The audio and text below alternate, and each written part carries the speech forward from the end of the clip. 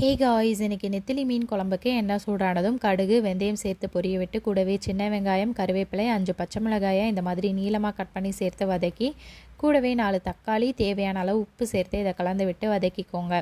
இப்போ தக்காளியும் நல்லா வதங்கினதுக்கப்புறமா இது கூட ஒரு 4லேருந்து 5 ஸ்பூன் அளவுக்கு குழம்பு மிளகாய் தூள் சேர்த்து இது எல்லாத்தையும் கலந்து விட்டு வதக்கிக்கோங்க.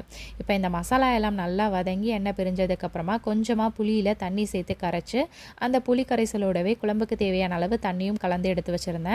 அதை இது கூடவே சேர்த்து இது எல்லாத்தையும் நல்லா கலந்து விட்டு கொதிக்க விட்டுறலாம்.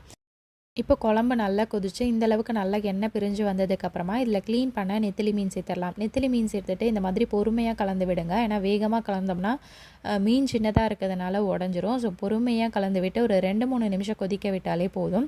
இப்போ இது கூடவே நான் கொஞ்சமாக கொத்தமல்லியும் சேர்த்து ஒரு 2-3 நிமிஷம் மட்டும் கொதிக்க விட்டு எடுத்துக்கிட்டேன். அவ்வளோதான், சூப்பரான நெத்திலி மீன் குழம்பு ரெடி. இதே மாதிரி கண்டிப்பாக நீங்களும் ட்ரை பண்ணி பாருங்கள். நெக்ஸ்ட் வீடியோவில் பார்க்கலாம். பாய்.